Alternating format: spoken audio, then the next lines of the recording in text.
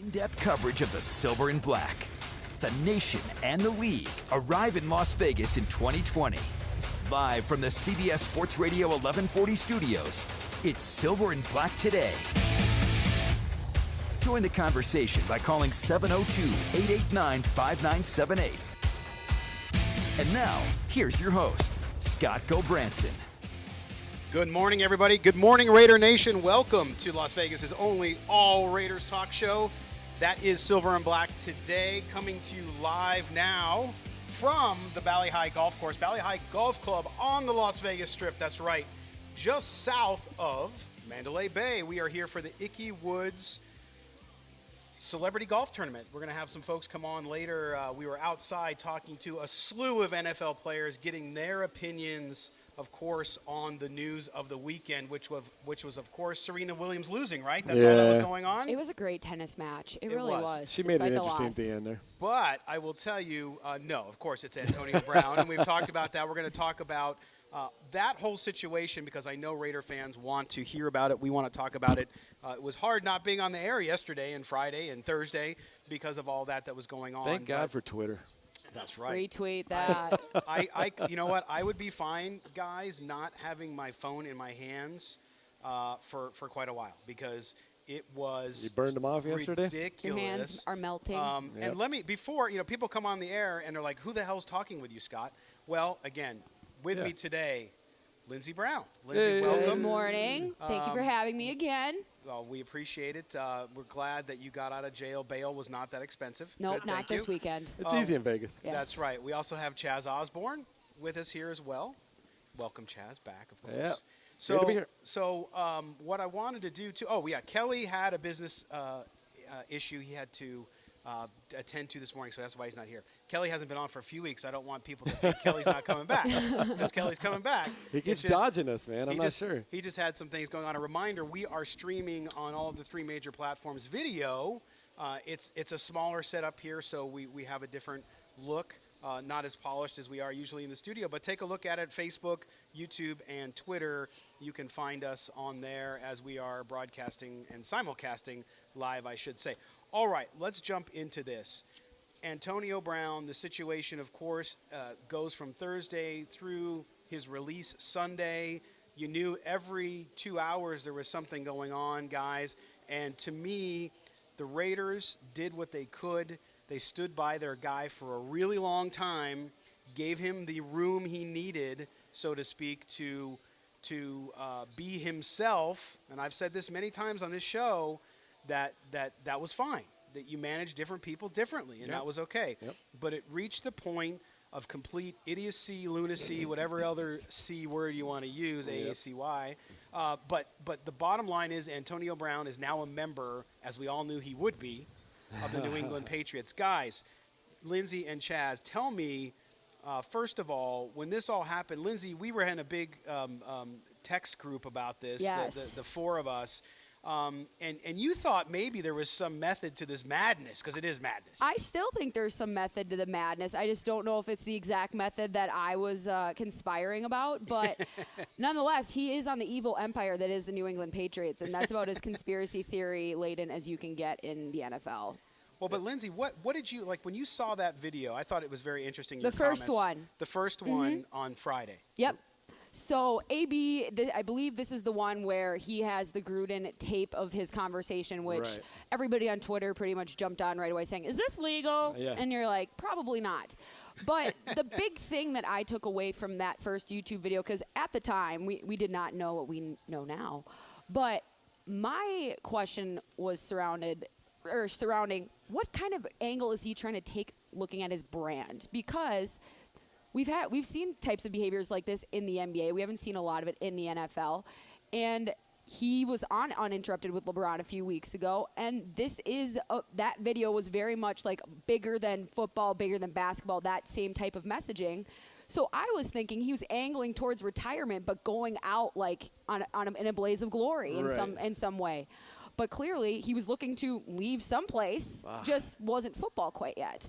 Well, it just seems like it's hard to talk about because, when you watch him in those clips, those limited clips we had him from Hard Knocks and from training camp, he's so impressive. And I can just, I'm coming from the same standpoint as John Gruden. Like, I'm just so excited. I can't wait to get him out there. John Gruden's talking about, I've got plays for him. I can't wait for him to get out there. And then he starts doing all these things, and it's kind of confusing. And Absolutely. Is he coming? And then, was it planned the whole time? I feel like the rest of Raider Nation, like, did we get duped? Or what was this guy thinking the whole time? There's no way that he could have orchestrated this. I feel like he was genuine when he came over. And then one thing led to another, and it happened. Well, and Chaz, we're at the Ickey Woods Celebrity Golf Tournament here at Bally High Golf Club on the Las Vegas Strip. That's why you see, if you're watching on video, you see this different and kind of dark. Benefiting the Javante Woods Foundation. Yes. We're matching our souls this morning. Happy to help with childhood asthma and making sure kids get screened and so on. Yep. But with the Antonio Brown thing, so here's what I've said all along, and I've been consistent, okay? I defended him. You guys know that on this show. I defended him over and over. His helmet grievance, he went by the rules of the book. The book, I mean, he did. He went by the book. Yep. He did it.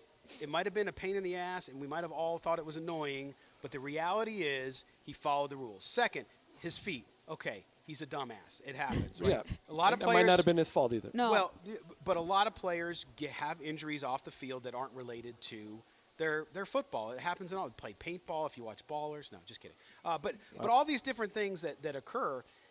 The issue, though, became, and Chaz, this is where I'm going to talk about. We talked. There's a lot of former NFL players here today. I'm not using any names to respect privacy, but we talked to them. And a majority of those we talked to, Chaz, felt as though this was his plan at some point. His plan at some point. Not at the beginning, not with the trade, not when he came over, maybe not even when camp started and he hurt his feet. But at some point, there was agreement amongst these guys who played in the NFL that at some point Antonio Brown or someone associated with him came up with the thing, well, okay, we're not happy here. Let's get out of here. How do we do this? We've all been in a relationship, and then all of a sudden you see some greener grass. Oh, and, yeah. Let me see how I can get out of this relationship because I want to be in that relationship. Exactly. And the way to do it, because I don't want to be a really bad person to break up with that person. I'm going to make that person break up with me instead. And that's where it gets kind of crazy. And I think that's where people are really confused, is that I think this could have been avoided if he just literally said, hey, I don't want to be here. Yeah. Because teams don't want that on their team to begin with, let alone bringing in that toxicity, bringing in that drama that he did. And granted, it makes our job super fun. I had a great time yesterday watching the Serena Williams match. I'm not going to lie. I love seeing the Raiders at at the top of the headlines every day. It's great. It's great for us. Even if it's negative, I love it. Absolutely. It's great for us here. But that's the problem, is that it could have just been handled differently. And it just seemed like it was too coincidental that this wasn't planned, because it seemed like every time the story would kind of die down a little bit, be like, oh, the helmet thing's figured out. Like, we're okay. Or the like, he apologized. And all of a sudden there'd be like, not just gasoline thrown, but like he's taking all of the chevrons and just letting it fly with the hoses. It's insane. And so I think that's where people are really irked by it. Yeah, he's a master of it, too. He did a great job in the last few days. He's a smart guy, too. I think people forget that. And, like, most of these football guys are these days. They're businessmen. And that's where my kind of little conspiracy theory came out. Well, I would disagree. I don't think he is smart. I think he's savvy. There's a difference to me, at least. I don't think that he's smart enough to realize how long-term it can affect him. Look, we live in a world where if you are the top athlete, you will get away with almost anything. Yep. We saw a lot of comparisons over the weekend to Tyreek Hill. Okay, domestic abuse happened when he was younger. This time, allegedly happened. They didn't bring charges, all this stuff. We've had the Ray Rice thing. We've had all these issues in the NFL with things like domestic abuse. And then you have situations where players act, you can call it I think it's unprofessional. The way it went down, you talk to these guys outside. Now, these are older players that used to play in a different NFL. Yeah. Yep. That's different. You know, generations are different. But they all, to a man, had the same point of view. In fact, a couple players told us, look, if that guy was on our team back in our day, what we do is we have a team-only meeting, and there might be some punches thrown. Oh, I'm not surprised. And that stays in the room, and nothing Yeah, happens. they kept everything in-house. Yep. They took care of business in-house. It was just a different time back then, you know, with all the media and the Twitter and the look at me kind of. Yep. Things are changing, good and bad things. No, and I agree with that. I think, though, when you look at the situation with Antonio Brown, to me, not only does it hurt the team on the field, clearly, you lose one of the best players in the league. Yep. But off the field, the fans. Raider fans, and Chaz, you were in that group. You're a Raider fan. Yep. 17 years of just misery, with the exception of 1 year. Right. And now you got to deal with a guy you got really excited. This is a guy who's going to make a difference. Hey, if I'm Derek Carr, I'm upset. He didn't talk to the media yesterday. Right. His Right? brother was tweeting about the whole thing, Yeah. too. Oh, yeah. I'm sure he was kind of His using More his on that brother as a later. little. Yeah, More on we that. could definitely get into that a lot Yes. more. But Yeah, we got, but to me, from the fans' perspective, the fans out there, our listeners, Raider Nation, this is another gut blow a year after Right. the Khalil Mack and trade. Which as a we're not Raider gonna fan go into, or but any still. sports fan, you're going to roll the dice on a superstar. Absolutely. 10 out of 10 times, Yeah. right? And so I don't think, Raider Nation and myself included, I'm upset about it, but I would have done it 10 times out of 10. If you got a chance to get an all-time, superstar in his prime, you have to take that chance. And, the way it played out was unfortunate, but I'd do it all over again, no problem. I would too, because the draft picks, you just never know. Also, the one thing I say, and we're going to talk about this into the next segment too, is I don't blame the Patriots for what they did. Like I honestly, I don't like the Patriots, but I respect. It's like Who the Yankees. does? It's No like, one does. Nobody It's does. like the Yankees. I hate the Yankees. New England but I area. respect what they Yeah. do, and you can call them cheaters, whatever. The bottom line is they perform and they win. Okay. Yep. And so they took a flyer. I can tell you though, to a person, Bill Belichick will not put up with what John Gruden and Mike Mayock Oh, put up certainly with. not. It'll be over quickly if he does that. And that might be the question that we're not asking. Did management do enough? Does Mark Davis need to step in? There's a lot of variables. Maybe Mayock and the management could have helped him with the helmet problem and gone out and done a few more things. Now, we don't know what happens behind closed doors. And we heard in John Gruden's press conference yesterday, he kept saying over and over, thank you to the players, thank you to the front office. We did a tremendous job. We exhausted, all of our resources trying to help this guy. So apparently they did, but we don't know. Could they have done more to help him with the helmet? Could they have done more just in general? Well, and that's where we'll come back after the break, Chaz, because I do want to talk about how the organization handled it. To me, because there's a lot to talk about there. How do you handle a person who acts like Antonio Brown? How do you deal with somebody who might not fit into the regular mold of 99% of the rest of humanity? That's what they had to deal with. So when we come back from this break, we'll bring that up. And, of course, we'll take your calls, too. 702-889-5978 is the number. You're listening to Silver and Black today, live from Valley High Golf Club at the Ickey Woods Celebrity Golf Tournament to benefit the Javante Woods Foundation. We'll be back right after this.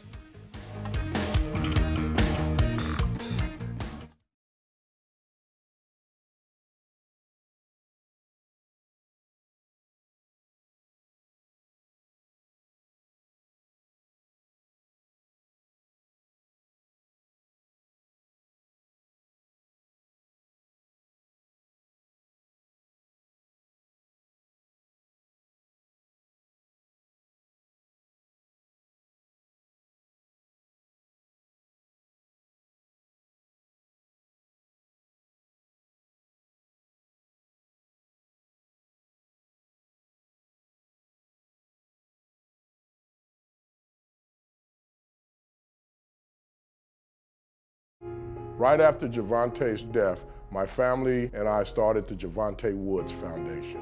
At Javante Woods Foundation, we are determined to spread the word on behalf of Javante. We need your help to continue research and fight asthma from every angle. Every breath counts. Please share this video.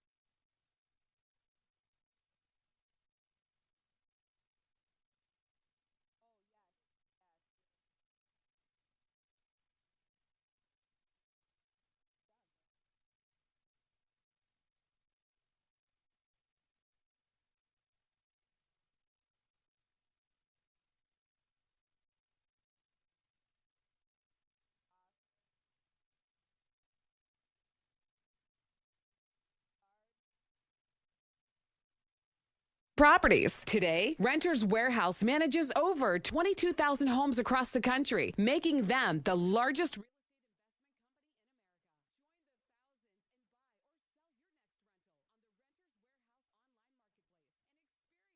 and buy or sell your next rental on the Renters Warehouse online marketplace and experience stress-free property management today.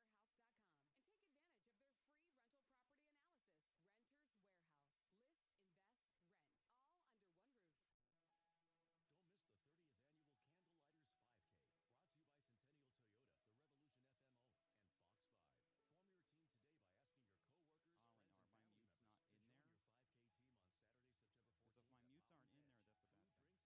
renterswarehouse.com and take advantage of their free rental property analysis.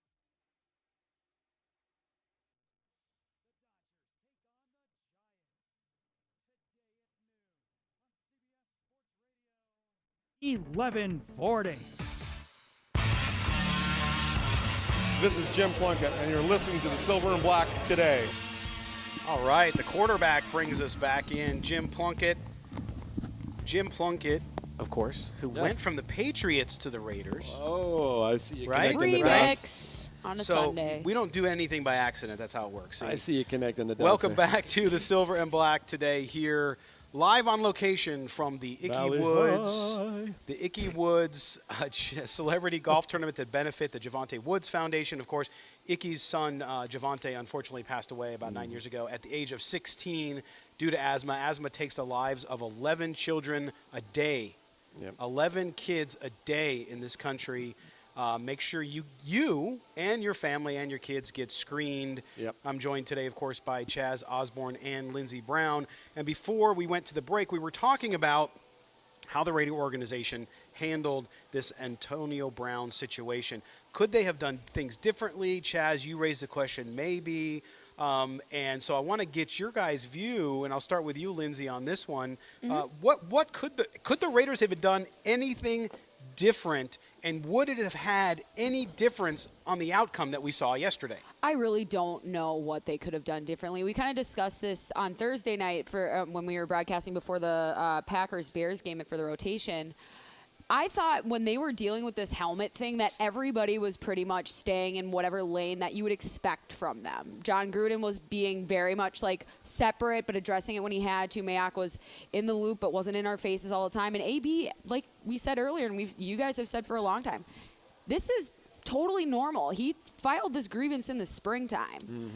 But that's where it started to devolve because once he was fined, he wasn't happy with it. And that's where I kind of, that disconnect started for me because I'm like, dude, you missed practice. Right. Whether or not it's for a noble cause, that's not the question. But you did miss practice. Right. And especially for a guy that was talking about, hey, I'm here for accountability. We're going to teach the young guys how to do things around here, blah, blah, blah, blah. And then when Mayock first came out and kind of made the statement, are you all in? Are you all out? Absolutely. We all kind of thought, well, that needed to be done. They need to play a little good cop, bad cop with him and just find out where they stand with him. And, of course, he came in the next day. I'm in. I love my guys. I want to be here. And then that was my question. Did Mayock, could he have helped more with the helmet? Could they have done more? Now, as the media and fans, we only get to see what they show us on TV. Right. So we don't know what happened behind And Hard Knocks isn't even what's really going on, is obviously with that example. Well, they have final cut say on Hard Knocks. So they're only showing you really what Gruden and Mayock want to show you as well. So I feel like they did. They checked all the boxes and they did all the right things. And Antonio Brown just had his own plan in his mind and was going in a different direction already. Yeah, but here's my point. I don't think they could have done anything differently because what could you have done with the helmet situation? That was through the league. They backed him up on him. They in essence let him stay out of practice to do the helmet thing. And they came out publicly and they said, we support you. Multiple times. Yep. And so this grievance, and I wrote it on the station's website in a column, this grievance that he has with the Raiders, what the hell is it? Because he never articulated it. Right. So here's the thing. You can, like to your point earlier, Lindsay, you can be really smart, but if you can't articulate yourself, no one's going to be with you. This is now, yeah. You can say, for example, and I know these are not two similar situations. Let me say that up front. Colin Kaepernick, you knew what his issue was for the most part, right? He articulated it enough at least to say, well, I'm either for you or I'm against you. A lot of people were against him. A lot of people supported him. I get that. With Antonio Brown, I could never understand and still don't understand to this day, other than he doesn't want to take personal responsibility, that's just my take, what his issue is. People don't understand him. Hey, pal, welcome to the world. Most of us go through life with a little bit of, hey, I'm not sure the world understands me, okay? Not all of us have $30 million, but the reality is, look, that's life. You go through ups and downs. You learn. You try to find yourself. You try to get other people to value you for who you are on and off the field. The seasons of life. The seasons of life. He essentially punted away $30 million, didn't he?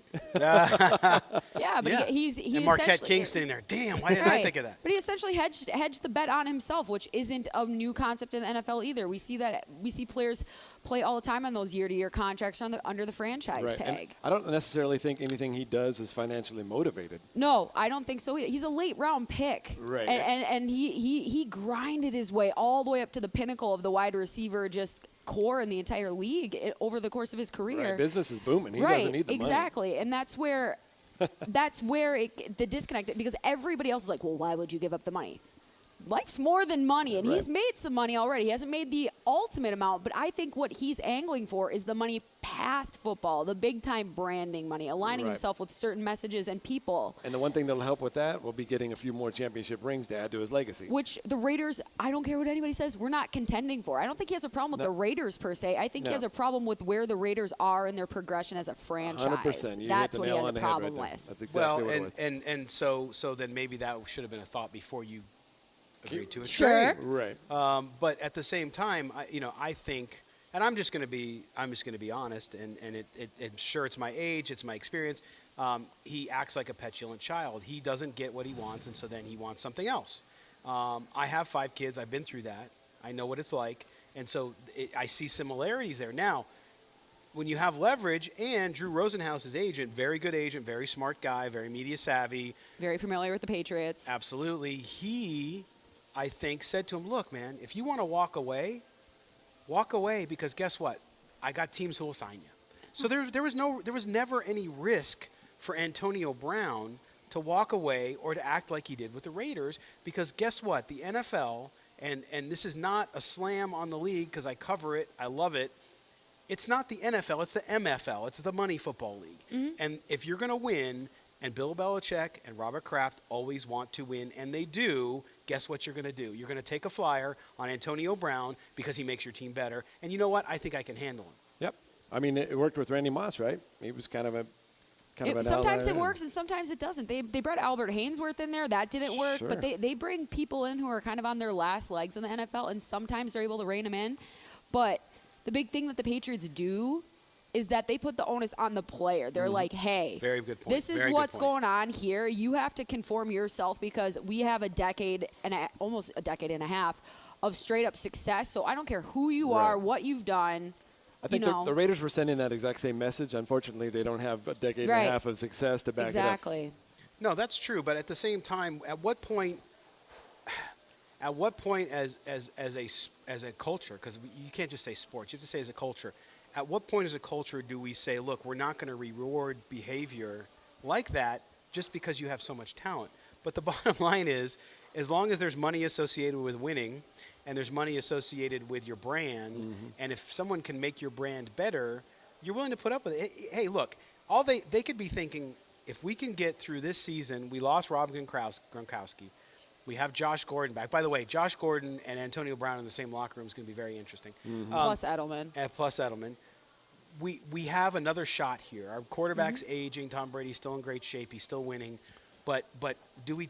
Why not? There's no risk. They were already the favorites before they got Antonio Brown. They gave him $9 million. That's what they're on the hook for. Yeah. So if they get $9 million out of him, hell, if they get 9 games out of him, they'll more than make their money unless something incredibly crazy happens, which is distinctly possible. For Antonio Something Brown. already crazy did happen, so why wouldn't we expect anything else? But that's the other thing with this story. And Lindsay, you talked about earlier being on the radio, being in the media.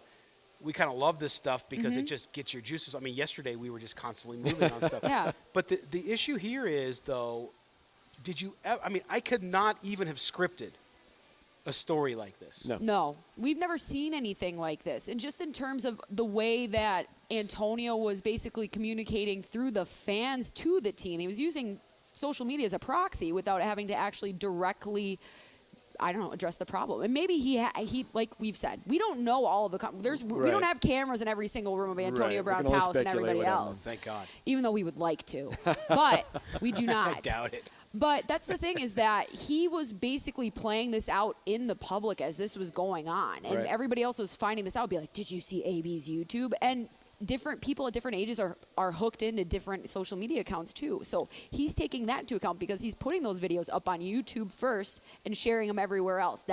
He's going to the kids first. Right. Well, and I said when that video came out Friday, which was very well done, because I saw an article on a website that credited him for being a great video maker, and I'm like, are you kidding me? Yeah, he did that himself. 0% chance. Yeah, he did it on his iPhone. Yeah. But to me, when that video came out Friday, I said it at the time. I did not know about the fine letter. He had already received the fine letter, which he basically decided, and the fact that he wasn't going to get his guaranteed money. Yep. But when I saw the video, I said, look, he doesn't want to play football. And I was wrong. He didn't want to play football for the Raiders. But when that video, that was an FU video. That was the video. Absolutely. That was the sign. He was basically saying, I'm done with you. FU, release me. Right? He didn't do that until the next morning with Instagram. But at the same time, that's what he was saying. And so what I found crazy was some Raider fans, oh, man, this video is awesome. It's awesome. I'm like, what? He just basically told you, I'm out. Yeah, he just gave middle fingies to all of the Raiders. That's what he did. Yeah, there's no way he does not love football. When you see his work ethic and you see him working out, there's only a few people that work that hard to be the top of their craft, and he's one of them. So there's no way he doesn't love football, and he didn't want to play football. Absolutely. He just wanted the situation to be the best situation he could be in to get that ring. Yeah, just look at the final scene of Hard Knocks this week. In the pool, on the bike, Chaz, with the ball machine. You're giving him way too much credit about winning a ring. I think he just wanted what he wanted. No. If I'm a player and I'm in his situation and I've already done enough. He's not that mindset. I don't think believe he is. You got to be. All players. He just wants to be the center of attention. He's a branding mindset. You know what helps your brand? Rings. Yeah, and if you want to be the center of attention, you want to be in the Super Bowl and you get rings, man. Yeah, but branding and winning, you have to be a teammate, and he's not a teammate. He's an individual. He will. Sure. But this is the pre-Patriot way. We're seeing before he goes into the asylum. We'll see when he comes on the way out. I say 3 weeks before something happens. That's what I'm saying. See, I don't think we'll hear from him all right. I don't either. I'll take the over on that. We got to step aside here at the bottom of the hour. When we come back, Moe Moton, yes, our new senior NFL columnist at silverandblacktoday.com and a contributor here. He'll straighten this whole situation out for us. He will. Moe Moton will be back with us here on the Silver and Black Today on CBS Sports Radio, 1140.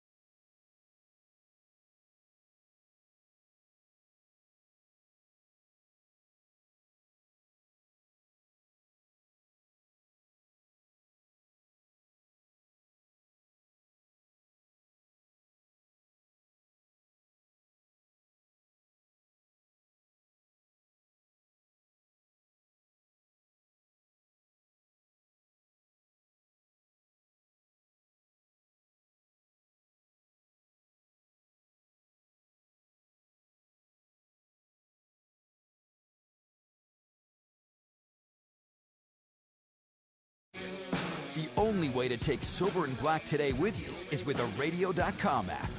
Download it today and search CBS Sports Radio 1140 in Las Vegas and listen to us anytime, anywhere.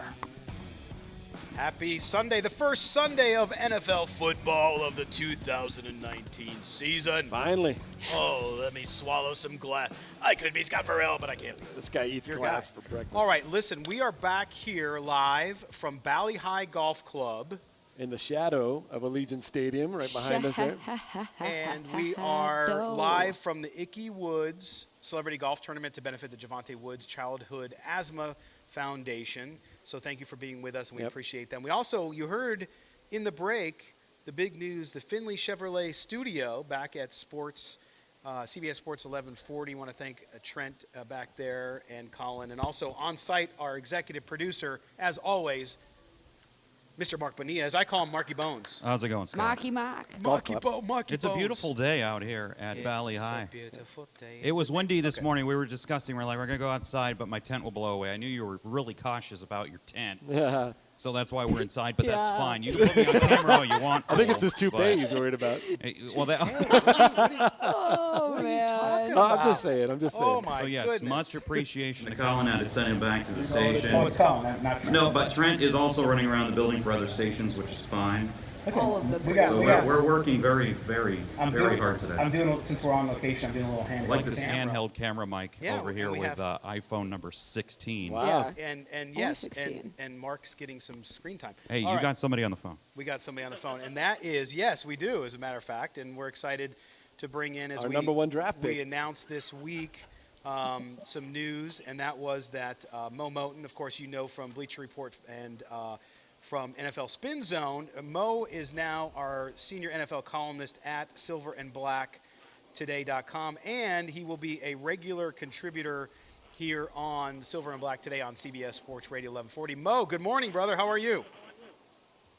I'm good. Just saying good morning to the crew for the first time. Yeah, Mo. Got some sleep with all the AB news over the past couple of days, but probably not if you're like me. Your fingers got to be worn out from Twitter, man. Yeah, no kidding, huh? Yeah, I had to tweet through the whole thing. I just had to. Yeah. It was crazy, Mo. And we'll of course start with Antonio Brown. You know, you've been covering the league and writing professionally for over 5 years. This situation, this story, has been absolutely crazy. When this all started to unfold on Thursday, talk to me kind of your mental state. What did you go through, and when did you reach the point where you said, okay, this is not going to happen. This is not going to work. This guy will not be a Raider come Monday.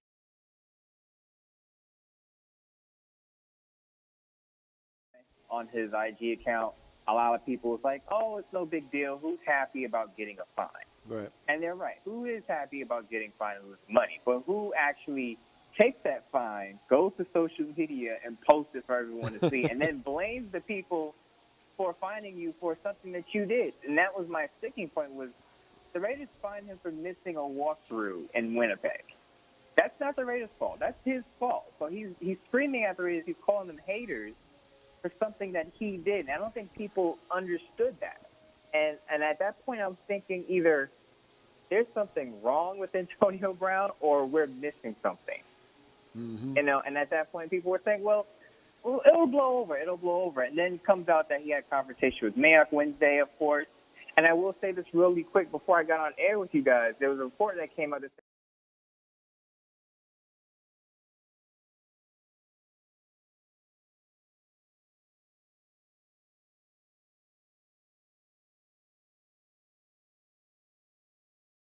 where we've been, Mo, and Lindsay talked about it earlier on the show, too, that she felt from the very beginning that this was all purposeful and that there was a bigger plan here. Yep. And so she was right. To me, though, when you start to unpeel this, and Mo, we talked to, since we're here at the Ickey Woods Celebrity Golf Tournament, we talked to a lot of former NFL players this morning, Chaz and I, together and separately, and most of them, including some guys, and again, I'm keeping their names private to protect them, but most of them said they believe that at some point this became the plan. And certainly now with this news that you've brought to us this morning about the fact that, that someone that he sought out social media helped to help him navigate this and actually be purposeful about it just kind of underscores what I think a lot of fans thought, and that was to jump to that quote-unquote conspiracy theory, which now seems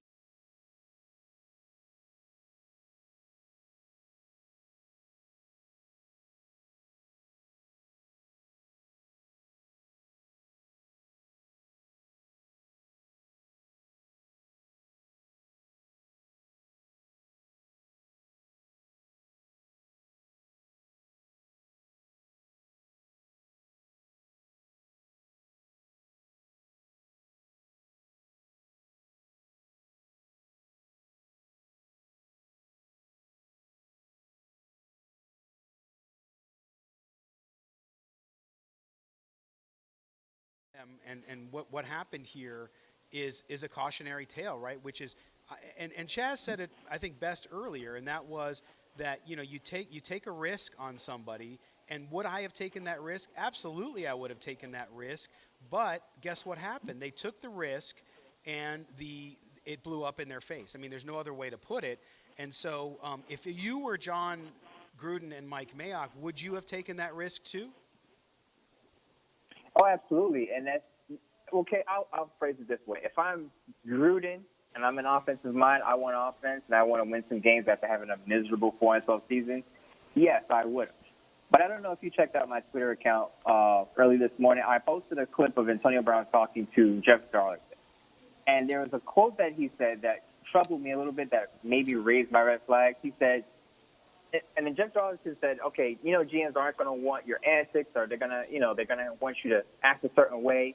And this is exactly what he said. He said, they're going to have to play by my rules. If they want to play, they're going to play by my rules. Right. And if I'm hearing a player say something like that, and I have a young locker room, and I know I got all these first-round draft picks I'm going to use, and I want to mold young talent into professionals, I don't want a guy in there in my locker room who has that message. It's just not a good message. And I would have, me personally, I would have stayed away from him, but knowing Gruden, with the mindset of who Gruden is, I understand why he did it.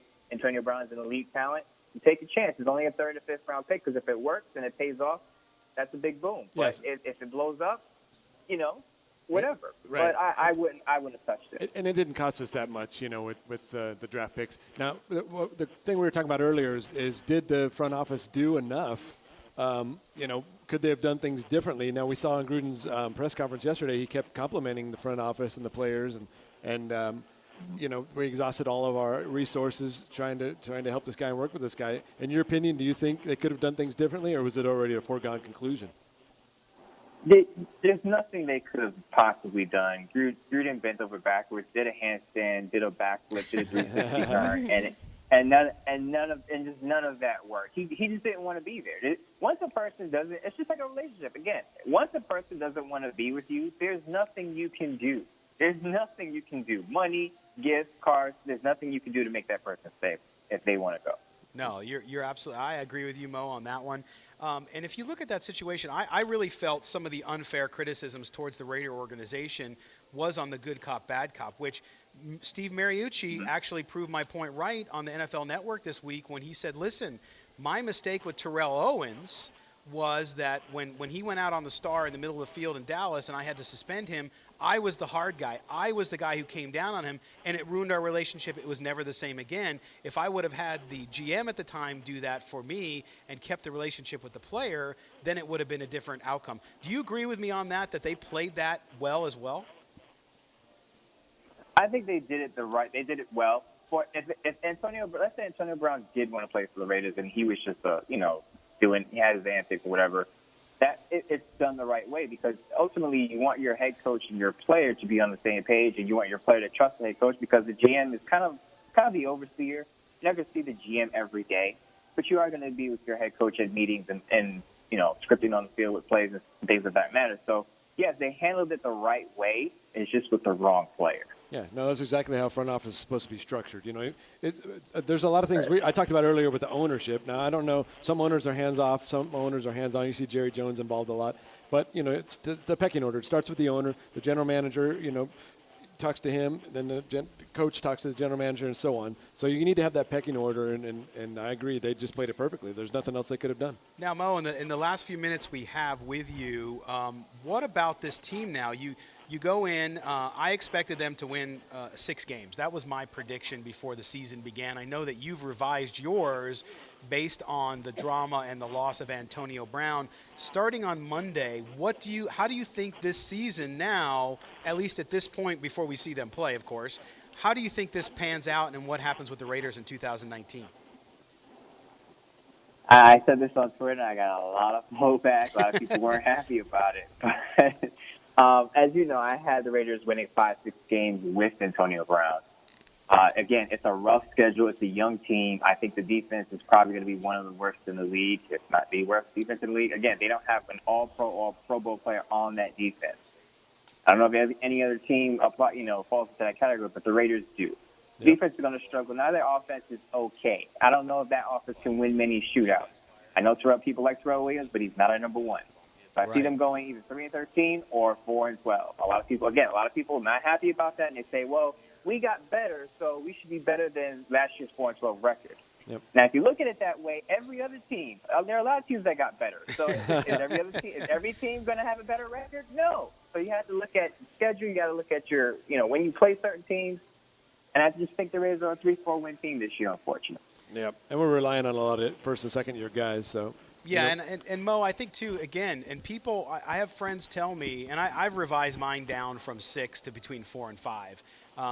But to me, I think a lot of people really underestimate how difficult that schedule is. I think they don't understand the grind. They don't understand being 8 weeks on the road, in essence, not having a home game, what that means. To me, that is the great equalizer. That's the great negative here, that even if they were an improved team by 3 games, even if they went to 7 or 8 game from a talent perspective, and I don't know that they are, but let's say they were, with that schedule, 2 of them, it's going to be very difficult to even have a chance in. To me, do you agree with me on that one, or is it simply just they're not there with talent yet? Again, you're not playing the same schedule you played last year. So people saying, yeah, we won 4 games last year, we got better, we're going to win 7, 8 games. It doesn't work that way. You're not playing the same schedule, and you're right. The Raiders are going to play the NFC North Division. And I don't know if you watched the Green Bay Packers and the Bears, but if the Green Bay Packers that defense plays the way they did, they have good defenses in that division. So Carr may struggle a little bit. You're going to have to score some points. And again, if Tyrell Williams is your number 1 wide receiver, defenders are going to cover him one-on-one. This is not Antonio Brown. He's not going to draw a double team. You got a tight end who's learning the position in Darren Waller. You got a rookie running back who I think is going to have a pretty good year.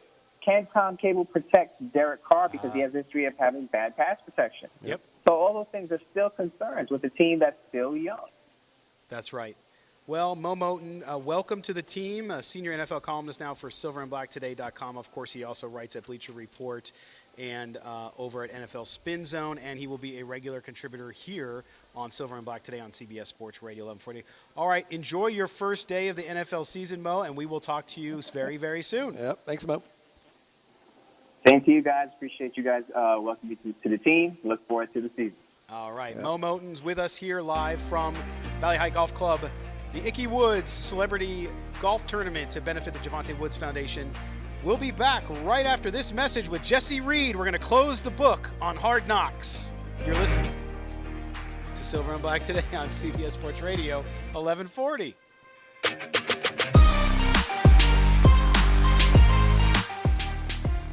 Walk-offs. Muncie with a fly ball to deep right center field.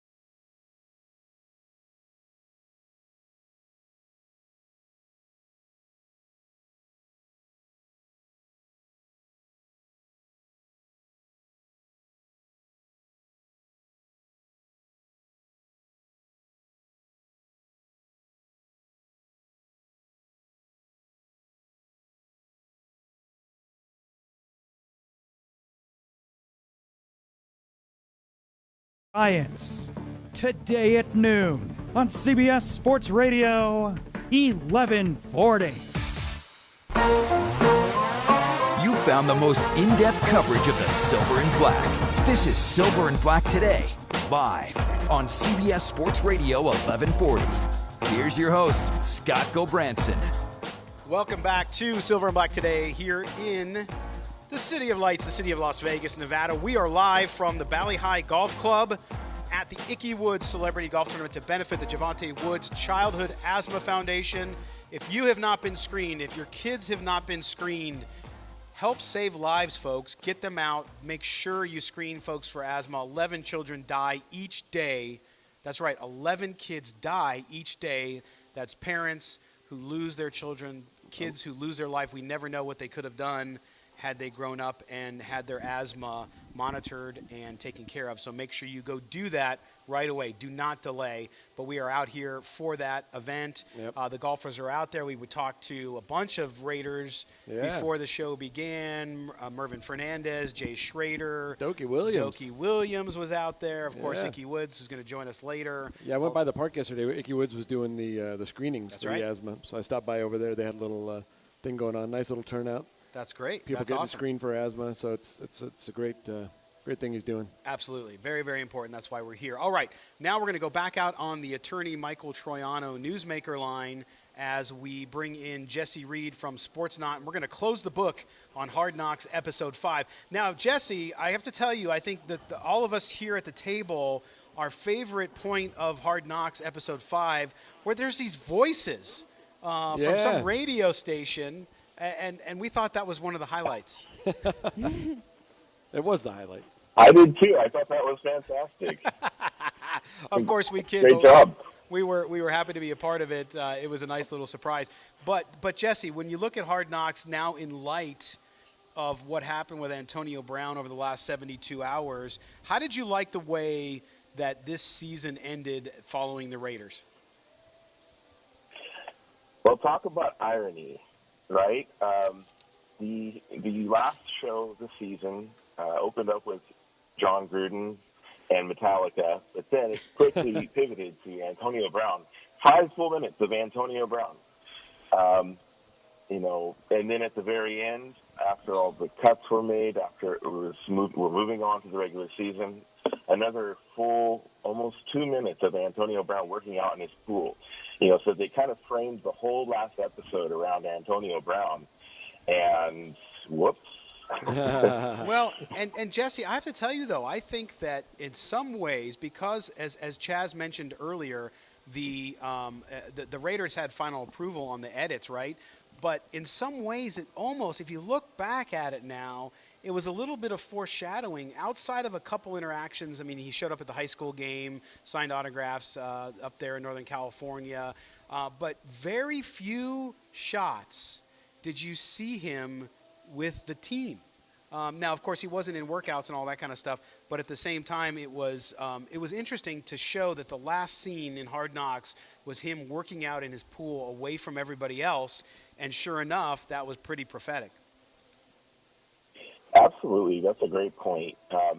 Even before, in one of our previous conversations, we discussed how even before everything kind of blew up, he was seemingly struggling to be a part of the team. He was always kind of a little bit set aside. There was a really salient picture that I saw on social media of the whole team huddled up, like doing probably their end of practice break, and Antonio Brown was aside. He was away from the whole team, like stretching, doing his own thing. It just seems like that's been his thing the whole time. It has been, and we're running out of time, Jesse. Sorry, because we're on location. But did Hard Knocks this year, not specifically about the Raiders, but is the series gained any steam? Do you think it's just kind of maintaining what it's been, or what this year do you think maybe they did that might bring some people back? Was it simply that it was just the Raiders? Honestly, I think that they did a poor job overall. It was disappointing that they didn't really show any of the cut conversations except for Gunther talking to the linebacker who got cut. I was hoping to see Mike Mayock the access that was not provided was pretty telling. I don't know. I was hoping for a lot more, and I know everybody else was too. So I feel like they have to do a better job next year with whichever team they pick. That team needs to allow more access, and we've seen that in the past, and the Raiders didn't provide it. And there was some great fluff stories, but it just didn't kind of hit the way that I was hoping it would. Jesse Reed from Sportsnaut, thank you, man, for being with us all season. When it came to Hard Knocks, we'll have you on to talk some more football the rest of the year. Jesse Reed from Sportsnaut. We're going to step aside when we come back. More as the Silver and Black Today rolls on here on CBS Sports Radio 1140. The Law Office of Michael H.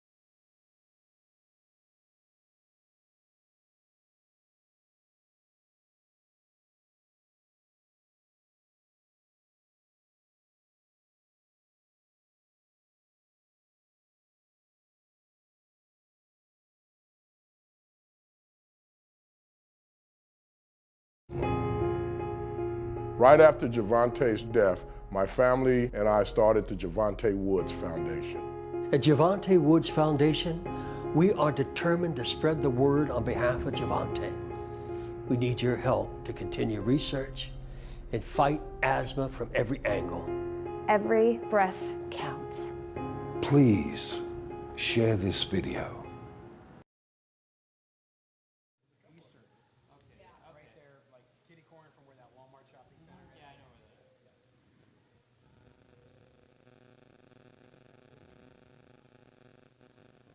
Okay, yeah, that's why.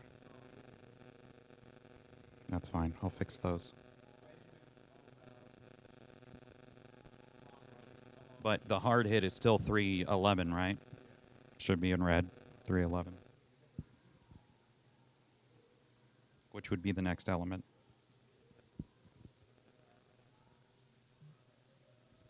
Thank you.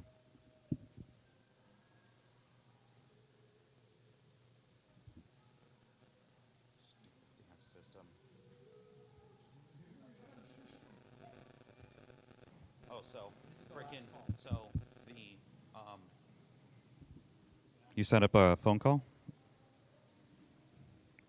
Colin? So the Wolfpack show, they started the pregame at 3:30. At 3:48, the guy that was supposed to be on air didn't want to go on until 4, so they dropped out of the pregame show. And then they started the pregame show over again at 4:01. I lost my shit. That's why Tony texted me. He's like, "Oh, we're having issues with the new R game." And I turned it on, and it sounded great. I don't know. So I'm like, "What are you talking about?" Reset where you're at so he can get the call on. He forgot. Yeah, no. So I was like totally pissed yesterday. How do you do?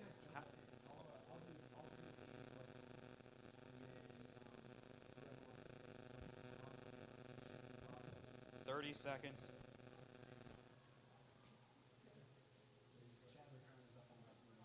I was the large. I was doing an interview for Rejoining 20. 20. Interviews.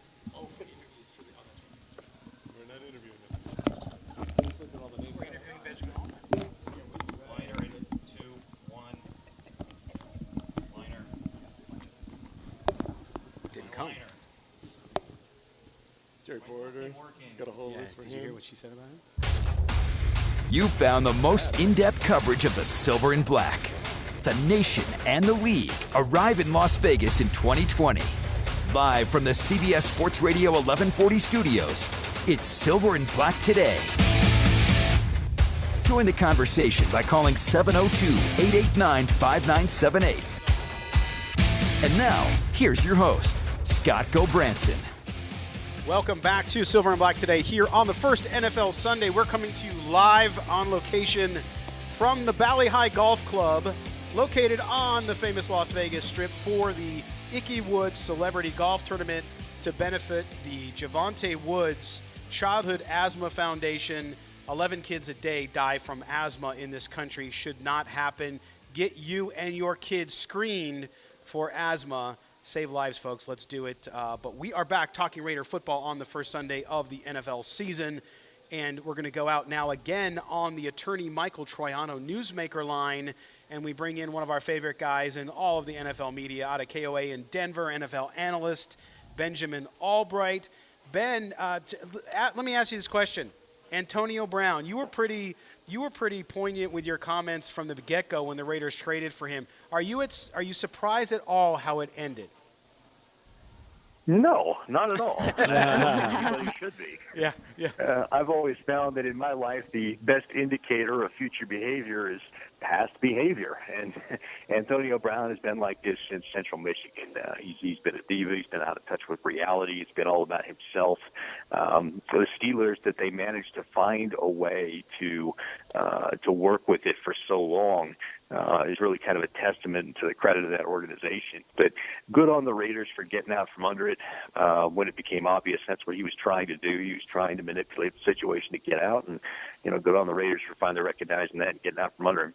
All right, let's shift to the Broncos now. As probably like everybody else, I'm a little bit tired of talking about Antonio Brown, Benjamin. But when you look at this Broncos club rolling into Monday night, one of the big calls early on was, of course, to go out and sign Joe Flacco. How is that working so far? How has that leadership been for the offensive side in Denver? And how do you think it's going to play out for the rest of the season? Well, I think that there's an expectation level that he's going to be better than the last few kind of plug-and-play guys that they've had over the last couple of years, and certainly they need that. The post-Peyton Manning era has been littered with the bodies of mediocrity at quarterback, going back to bringing Mark Sanchez in, Trevor Siemian, Paxton Lynch, Brock Osweiler, Chad Kelly, Case Keenum. It's a who's who of nobody at quarterback. And, so we're trying to, they're trying this Joe Flacco thing. I thought he looked pretty good in camp. We didn't get to see a lot of him in the preseason, but I thought he looked pretty good in camp. Of course, statistically, he probably had his best season in this offense when Garrett Kubiak was the offensive coordinator out there in Baltimore. Same offense. So, I think he's going to be all right. I think the question really is who's going to step up out of these skill position players. We saw Phil Lindsay kind of be the engine that made everything run last year, but they don't have a lot of vertical speed. Emmanuel Sanders is really it, and he's, over 30 and coming off an ACL. So they need somebody to keep safeties out of the box, and they need somebody besides Emmanuel to be able to do that, and I don't know who that's going to be on this team. Lindsey Brown here. Just a question. First-year head coach Vic Fangio from the Chicago Bears had a great defense with them last year. How do you think he's doing in terms of revitalizing Von Miller and Chubb and bringing back that defense to the glory that was just a couple of years ago? Well, you know, it's a scheme shift. The last few years, dating back to Wade Phillips, this has been a cover one or cover zero defense, meaning they've been in man, you know, most of the time. Vic Fangio likes to run umbrella zone. It's a little bit of a scheme shift. I think it benefits the defensive backs. You know, they were complaining last year that they were getting tired, specifically in the Kansas City game where they were chasing Tyreek Hill all over the field for 3 quarters, and then, you know, you're just gassed by the time the fourth quarter comes up. So I think it'll help keep the defense fresher late. We've seen, you know, Vic's defenses before in the NFL. He has the resume and the cachet to be able to claim that, you know, that they're going to be productive. I think that you're probably looking at a defense that is going to generate maybe fewer sacks than it used to, but certainly more turnovers, having those safeties back there in zone. Hey, Benjamin, we saw maybe you switch back to the offense. The offense a little sluggish in the preseason, the third down efficiency and the turnovers. Have you seen enough from Flacco? Do you think the offense is going to be able to? My opinion of the Broncos is maybe they're going to be 4-9, and then they bring Drew Lock in to end the season. How do you see the season playing out? I don't think they're going to be that bad. I think they're going to be kind of a middling team more than anything. I see them more as a 500 football team. Drew Lock, of course, he's hurt right now. He is the future, and he looked very, very good in practice, but he's probably a full year away. If they could get him some snaps this year, that'd be cool. But, you know, I don't know if they value that as a priority. I think they're just kind of set the tone. I think this is, you know, look at this defense. It's going to be very good. Yep.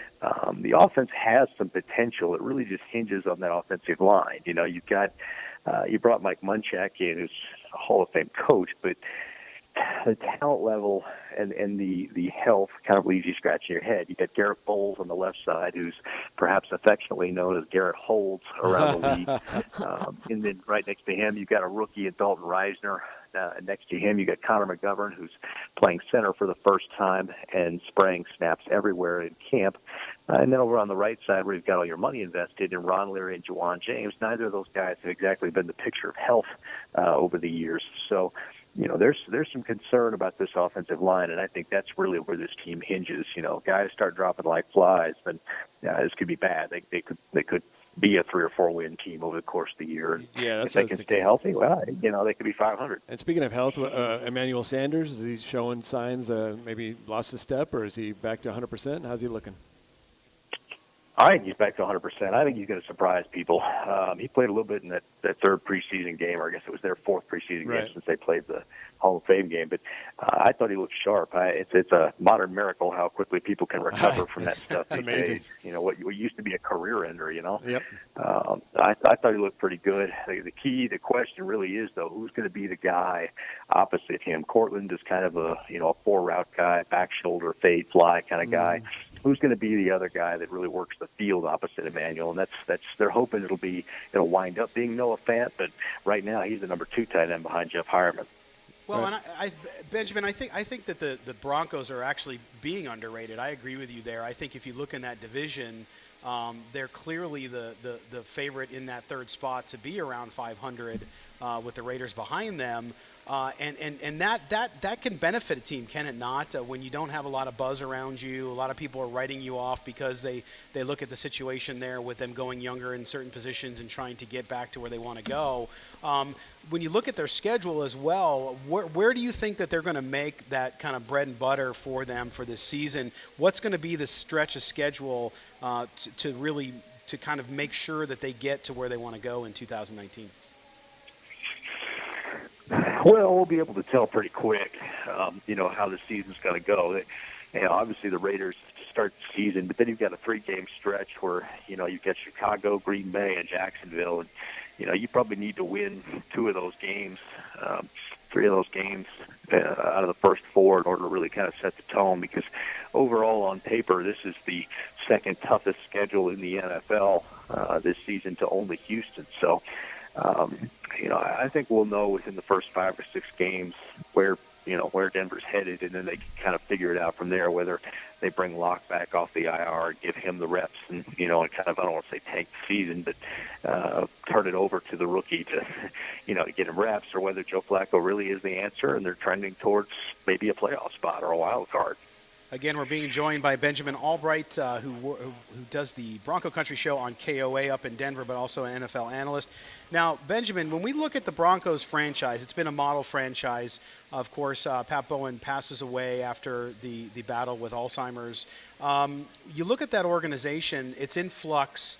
What are you hearing about ownership? We hear even in Las Vegas, some Las Vegas names associated with perhaps trying to become in the ownership group there in the Fertittas. What are you hearing lately about that future and about the future of the franchise? Well, they've got a trust set up, as far as that goes, and it's going to wind up being one of the kids.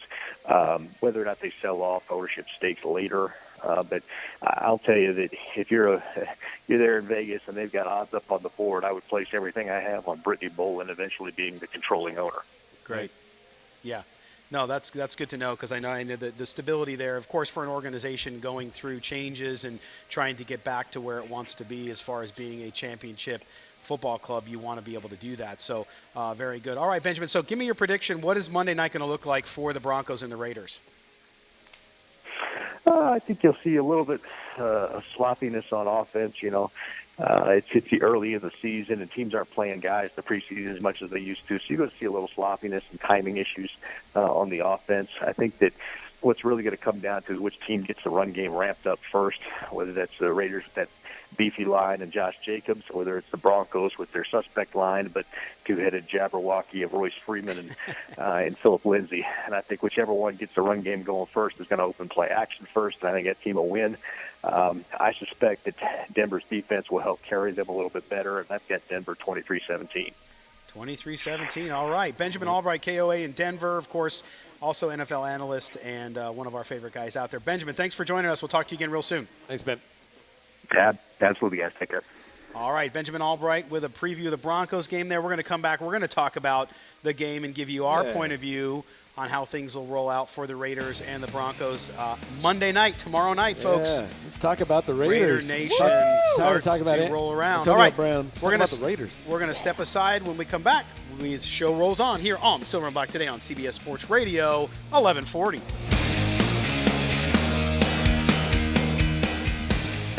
Las Vegas. Meet Cody. Yelich, it's a high fly ball deep to right center. Going back on it is Bellinger at the wall. He leaps and he makes the catch. Fly ball to center field. That's well hit. That one's on its way, and that one is gone. Cody Bellinger. Opposite field base hit. Unless he can throw him out. In time. Bellinger. Catch your Los Angeles Dodgers all summer long on CBS Sports Radio 1140. The law office of Michael A. Troiano is a proud supporter of all things Las Vegas, including its people, specializing in legal representation for all criminal defense matters ranging from misdemeanors to the most serious felonies. Attorney Michael Troiano provides clients with the legal strategy and professional representation needed in court. If you or a loved one find yourself in a legal situation and need a tough defense on your side, Michael Troiano can help. Call now for a free consultation, 702-843-5500, or learn more at TroianoVegasLaw.com. Warning. This product contains nicotine. Nicotine is an addictive chemical. Welcome to Velo, the modern take on nicotine. They're hassle-free nicotine pouches that are leaving the chargers, smoke, and mess in the rear view.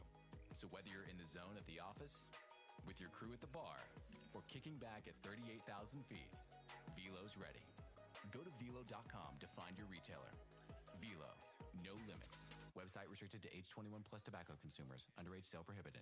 You own rental property and you want to get the most out of your investment so you can get the most out of life. That requires hassle-free property management. And managing your rental properties can be time-consuming and stressful. Renters Warehouse believes you deserve a partner who gets where you're coming from. They know real estate investments because their CEO has been a real estate investor since he bought his first duplex in college. And that ground-level understanding was the inspiration in creating a process process that has helped over 50,000 real estate investors, from people who've inherited homes to sophisticated investors with over 1,000 properties. Today, Renters Warehouse manages over 22,000 homes across the country, making them the largest real estate investment company in America. Join the thousands and buy or sell your next rental on the Renters Warehouse online marketplace and experience stress-free property management today. Visit renterswarehouse.com and take advantage of their free rental property analysis. Renters Warehouse. List, invest, rent. All under one roof.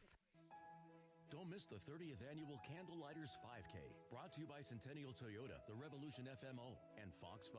Form your team today by asking your co-workers, friends, and family members to join your 5K team on Saturday, September 14th at Mountain's Edge. Food, drinks, and children's play area will be provided for the entire family. All proceeds will help our unfortunate children who are battling cancer. For more information on forming your team and to enjoy a morning with Candlelighters, go to candlelightersnv.org. Escaping somewhere this summer? Whether you're hitting the beach, taking the family camping, or lounging by the pool, take your favorite news, sports, music, and podcasts with you. How? Just download the free radio.com app and start listening now. Download it today on your phone or connected device, or listen on your smart speaker. Wherever your summer carries you, you can listen anytime, anywhere. The Dodgers take on the Giants today at noon on CBS Sports Radio 1140. Hey, this is Tim Brown, Hall of Famer. You're listening to Silver and Black today. Now that is a Raider wide receiver. That is a guy who put his team before anybody else. Yep. You're back on the Silver and Black today here on CBS Sports Radio 1140, live from the Valley High Golf Club on the Las Vegas Strip for the Ickey Woods Celebrity Golf Tournament to benefit the Javante Woods Childhood Asthma Foundation. Again, 11 kids die per day in this country from asthma. Get screened. Get your kids screened.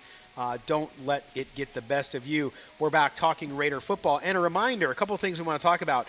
Tomorrow, Monday Night Football, the Raiders kick off the season against the Broncos in the late game. There's 2 games tomorrow.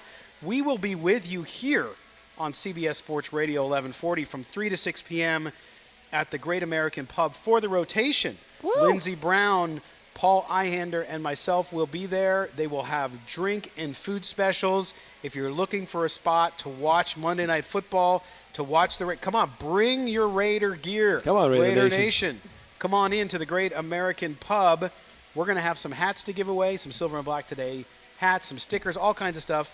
And we'll be there, too, with other giveaways. We have stuff from the station, movies, sunglasses. I mean, there's all kines of stuff. Yes. Right, Lindsay? The flatbreads are unreal. The flatbreads are That's right. You demolished the flatbread last time. That was very good. I love it. So come out for that. Also, reminder, just under 30 days, Chaz, yourself, Kelly Kreiner, and I will be in London. Yes. As we will be doing our show live from the Tottenham Spurs Stadium. Good time over there. In jolly old London for the Raiders versus the Bears. It's going to be a lot of fun. If you want to join us, you can. You can come with us. Yeah. Yes. That's easy. And Chaz is willing to pay for all of your food when you're over there. No, just kidding. But you can join us, London 2019.silverandblacktoday.com. Our partners at TravelBee. You can schedule your whole trip to them. It's so easy. Yep. Don't miss this once-in-a-lifetime trip as the Raiders head to London to take on the Bears. All right, guys, let's jump into this Broncos game, this Monday Night Football game that we're coming up. The Raiders' first game of the season, of course. After all of this drama and everything that's happened with Antonio Brown, they finally get to play football. We talked to Benjamin Allbright in the last part of the show to talk about the game. I look at this game, guys, and I see it's going to be a really close contest. Benjamin said 23-17 Broncos. Chaz, let's start with you on this one. What do the Raiders have to do to win this game? Benjamin's wrong. He knows he's wrong. I'd like to see the defense step up. As Benjamin was talking about, the Broncos' offense is a little rusty. I'd like to take advantage of that fact. We get maybe a couple of turnovers and maybe a little more of the same what we saw in the preseason with the Arizona game. We mix it up with the schemes and bring the pressure on Flacco since, they're not all on the same page yet. And first-year head coach, it's going to take a little bit of get the kinks worked out. So I'd really love to see the defense step up. And we know what the offense is capable of. So if we just keep doing more of the same what we did in the preseason, keep nice clean game, turnovers and penalties to a minimum, I think we're going to come out of there. Like you said, it's going to be close, but I think the Raiders get a victory. What about that defense, Chaz? I mean, look, it's a big test for the Raiders, that rebuilt offensive line, very solid offensive line, and for Josh Jacobs at running back. Yeah, absolutely. They're still known. They're not the Orange Crush defense, but they're still known for their defense. And so I know Gruden's going to have a great game plan, and I think we should be able to skirt around the major players that they have on defense, the Von Millers and the pressure that's going to be coming. Obviously, we're missing some of the offensive line, and it's going to be a little bit of a patchwork. So I know that they've got some plays that mixed in there that'll keep everything off balance. Lindsay, drama aside, if you look at this game for the Raiders and look what the Broncos have done in the offseason, look how the Raiders have continued to recycle their roster. And for you, what's the big storyline in this game for the Raiders for their ability to be able to win it? I think the biggest thing that they need to focus on is getting off to a good start, having a really good first initial drive on both sides of the ball, because there has been so much chatter and drama around this team that we haven't talked about that much, just the actual football part of this. This is what the actual product is. We forget about it. And I think that not only does that, if they go out and say they're on offense and Derek Carr just has a great drive, 7 points, puts them up there, and the defense goes out there, shuts them down, has a good thing. That confidence is not going to, is going to help the fans. It's going to shift the media focus a little bit, just in terms of being like, okay, maybe they're a little more focused than we thought they would be. Right. But also for the team themselves, they need to prove to themselves that they're more than Antonio Brown's story and all this other crap that's been going on. And the way that they do that is going out with the first drive. Right, and get that early confidence. Right, and that's whether or not they have a good drive is not going to tell everything about the season. Right. But I think that's important for the in-game mentality, and it does set a little bit of a course. If they go out there and it's at a complete gong show, it's going to be a long game. It's going to be a long season. It's a home game, and so they're going to draw off of the home fans and the energy from the home crowd. And here's the one thing, Derek Carr, he's only 340 yards away from being the all-time Raiders yards passing leader. Yeah, Derek Carr's about to, by the end of the season, he'll have the most touchdowns in Raiders history as well. We're talking LaMonica, Stabler, Plunkett, Rich Gannon. Right. Derek Carr's about to be, the Appreciate Derek Carr, people. So I think he's going to come out to a great start. I think what the Raiders are going to most likely do, and what they really like to do, is a ball control offense. Mm-hmm. And they want to control the clock. They want to control the time of possession. And so we'll see a lot of that, hopefully, 8, 10, 12 play drives that result in scores. And just keep the ball in our hands as much as possible. Well, and to me, that I agree with Lindsay and you, Chaz. They need to get off to a quick start, and I think two things are going to be particularly important for that. Yes, you have that good defense on the Denver side. You have Von Miller. You have Chubb on the other side. So we'll know quickly how that offensive line is playing early in the season. Also, it's important, to your point, Derek Carr. There's a lot of people, I'm not one of them, there's a lot of people who don't believe Derek Carr still is the guy. I don't get that. I don't get it either, and I've defended him a lot. I take a lot of flack for it, especially for some reason people like to send me private messages about it. But anyway, to me, Derek Carr, but he does need to get off to a quick start too. I'm not saying he's got to go down 90 yards and score a touchdown, but he's got to methodically move that offense. To put some of that criticism aside, even though I know in his head he's a positive guy and all that, it's still there. You still hear it, and it still plays a part. So if he can shut that down, I think the other big thing here, and the one piece that is an intangible that's going to be huge for this team, is the fans in Oakland. The last home opener, it's on Monday night. It's a big deal, folks, and I know they're excited about it, especially coming off. The Antonio Brown stuff has continued to galvanize the fans as if they needed it. But I think everybody's going to be there. It's going to be a big family.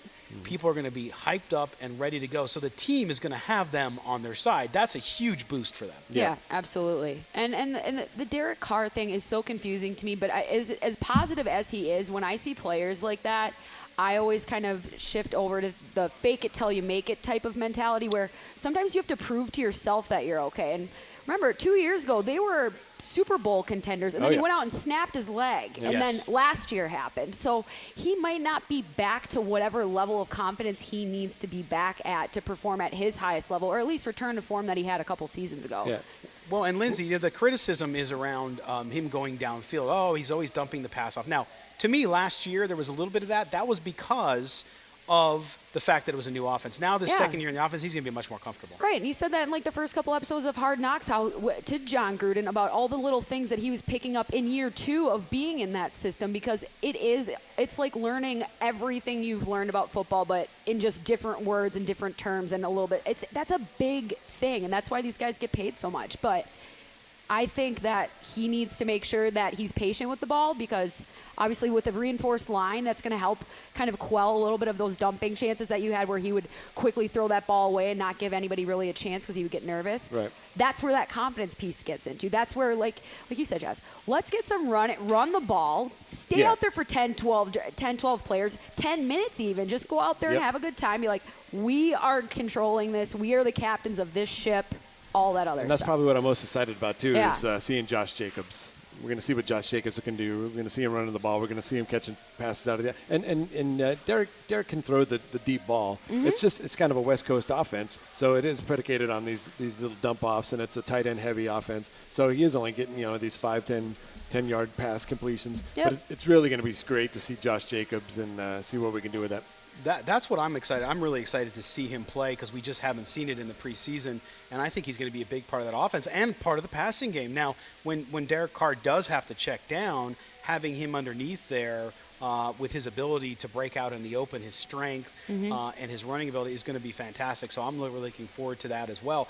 But when you look at this game, we heard one prediction. I still think coming off the drama, I know the team says it's focused, but I believe that this is going to be a close one, and I think the Raiders lose on a last-second field goal. I'm going to call it 23-21. Unbelievable. The silver and black today, and you're week 1. You're like, hey, nope, no, we're not. Pass. We're Lindsay, not picking Lindsay, them. this is not not a fanboy show. I know. He's a realist. This is. I'm going. Well, you have me I'm doing on here. it from I showed up and everything ready to go. I'm super ready. She's got her Vikings. Right. I did do a little research, and unfortunately, only 3 of the teams that were on Hard Knocks for the last decade or so, only 3 of them have won their opening game. Whoops. So that I know gamblers out here in Vegas, they're looking at every angle. People gamble out here? A little bit. What? And so that's a little bit of part of the culture. And we saw the point spread go from the Raiders -2 to the Broncos -2. And a lot of times when I see the point spreads, I usually go against that because I like to think that the books are trying to make you go one way, make you think everybody's going one way when it's really a misdirection Just the drink cart guy, what everybody was feeling, what people were saying. Yeah. Get the feel of the room. So I'm thinking it's going to be a close game as well. But I'm gonna go with the energy from the crowd, and after the Hard Knocks, all the Raider fans are really into it. It's one of the years we're coming out, and everybody just feels like they're way more into it than they have been in previous. Right. And there's a lot more expectations as well. So what's your score? I'm gonna go 20-16 Raiders. 20, so keeping it low. Lindsay, what was your score? I didn't give a score. I didn't give a prediction yet. And because I'm new to town, I'm smart. Go Raiders! I'm going to go by a good, we'll go 8 points. 8 points. We'll go 30-22.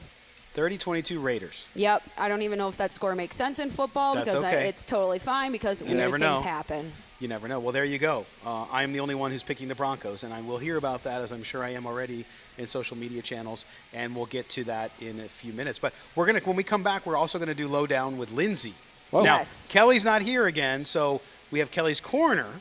Yes. So to continue with our mission of alliteration, Yes. we have the Lowdown with Lindsay. I like it. Coming up right after this. You're listening to the Silver and Black today on CBS Sports Radio, 1140.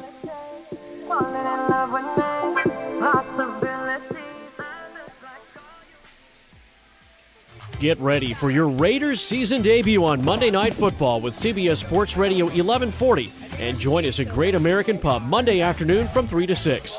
The team from the rotation will be broadcasting live from Great American Pub on 9310 South Eastern Avenue, right at Eastern and Serene, just south of the 215. We'll have happy hour specials, seriously awesome grub, and an NFL doubleheader right before your eyes. So come hang with the rotation this Monday at Great American Pub in Henderson.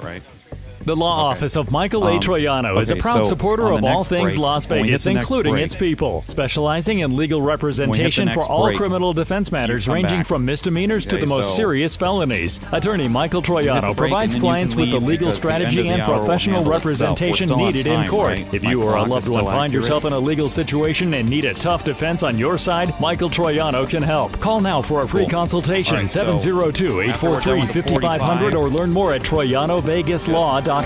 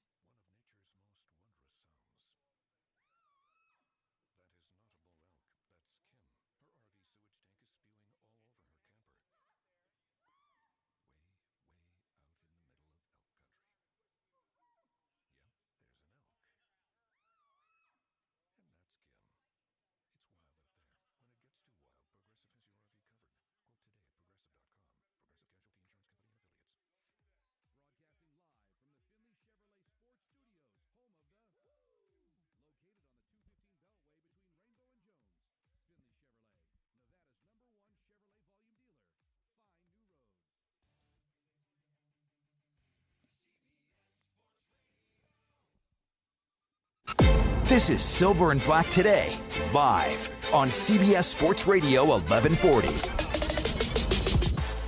All right, welcome back to Silver and Black Today here on CBS Sports Radio 1140 AM, Las Vegas's only all Raiders talk show. And Chaz, you were roaming around outside and you found somebody. I found my man, Andrew Glover. You found a guest here, Andrew Glover, of course, Los Angeles Raiders. He's out here. Andrew, you're not out on the golf course, man? Yeah, I have been out on the golf course. Have you? I'm at intermission. How you hitting them? It's halftime. It's halftime. Come in, get a beverage, go back out, right? That's correct. So let's talk about the Ickey Woods Foundation, the charity, and everything that's going on out here. Your thoughts and everything you've seen so far today? Well, I think it's a great time to get together and support a worthy cause. Ickey is a fraternity member and a former player in the National Football League, and I think it's paramount that we come out and show our support for a great cause and get a chance to meet the sponsors, talk to different people, answer questions about football-related questions, take pictures, and make it a memorable time and a great event. Yep. One thing, the one question I always have, with the Raiders moving to Las Vegas next year, you were in the similar situation, right? You went from Los Angeles and then they moved to Oakland. Correct. What was it like doing the move? We actually commuted to Oakland. We were in L.A. and we commuted to Oakland for the games. And, it was all about the love and the support. And we wanted to go out and do our best job and make the team and the fans proud of the things that we were going out trying to accomplish and to try to put the best product that we could on the field. Yeah, because it's win, delicate. lose, or draw, we wanted to look good at it. It's a hard balance because you want to give the LA fans something, you want to give the Oakland fans something. And what would your advice be now with the team moving to Las Vegas with these younger players moving from Oakland to Las Vegas? Well, I think that the players and the organization understands that Vegas has opened its arms and received us gracefully right now. I think we owe a great, debt to Vegas and come out and put our best product on the football field.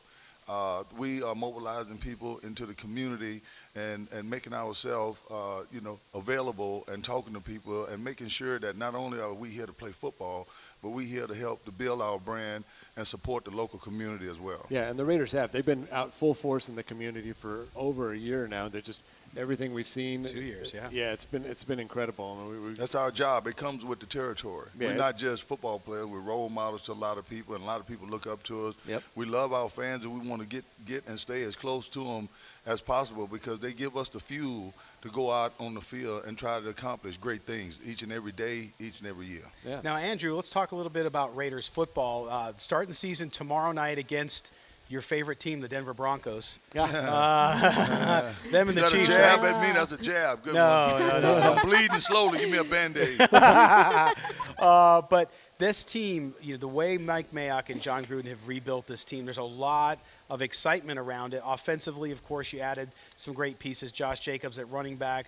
You also, on the defense, you have Cleveland Farrell.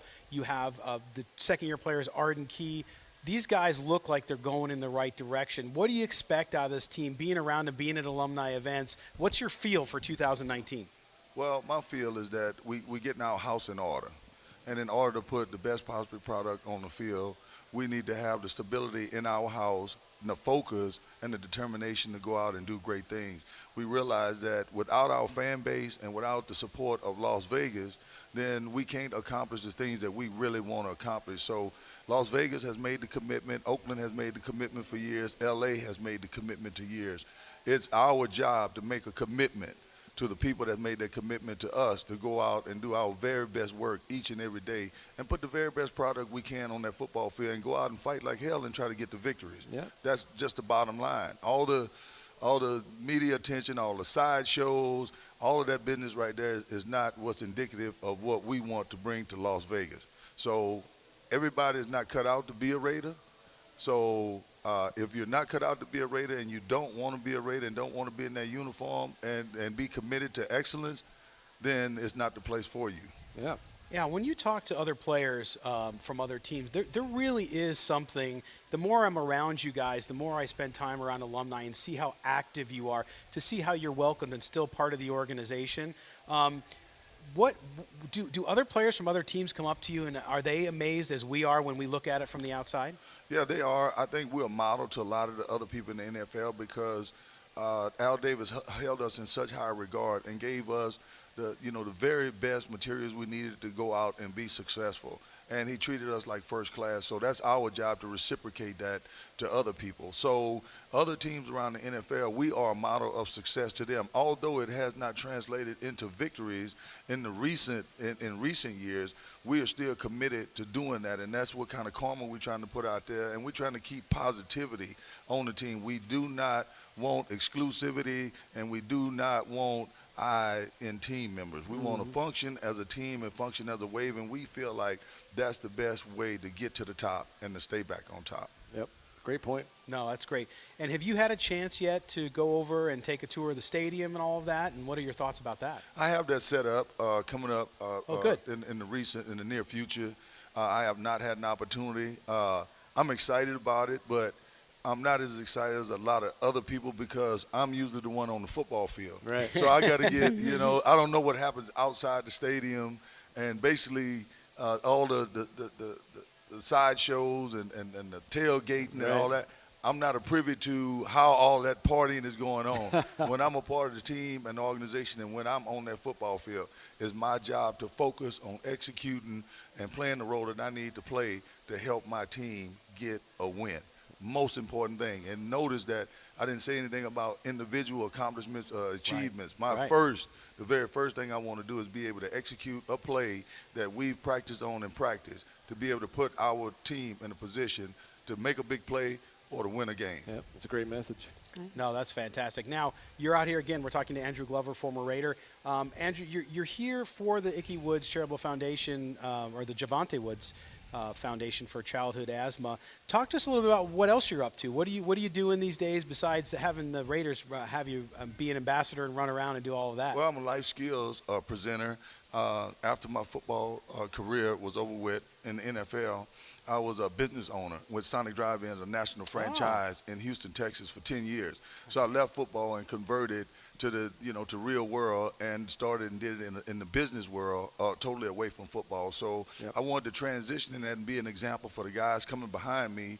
So and be an example to them and help other players figure out the things that they need to do and the resources out there to be able to help their family and to keep building on what the Raider nation has already built in us, and then that's to go out and be positive role models, be family men, take care of family, take care of your responsibilities, and come back and be of service to all the people that love and care about us. Yep. Yeah, I was talking before the tournament started this morning, talking to Greg Bell, former Raider and Ram running back, and we were talking about that life skill set and the NFL players who come out. These guys, not only are they coming into a different time where you have all this social media and you have all these other things that can go wrong, but you also have a lot more money involved now. So when you look at these young guys coming out of college, getting into the NFL, is there still a disconnect there? Is there still that needs to be more done? Yeah, I think the biggest disconnect is that, what's happening good for me now and how the NFL is taking care of me and while I'm playing in the NFL, what they have to realize is one day you're going to be an NFL alumni.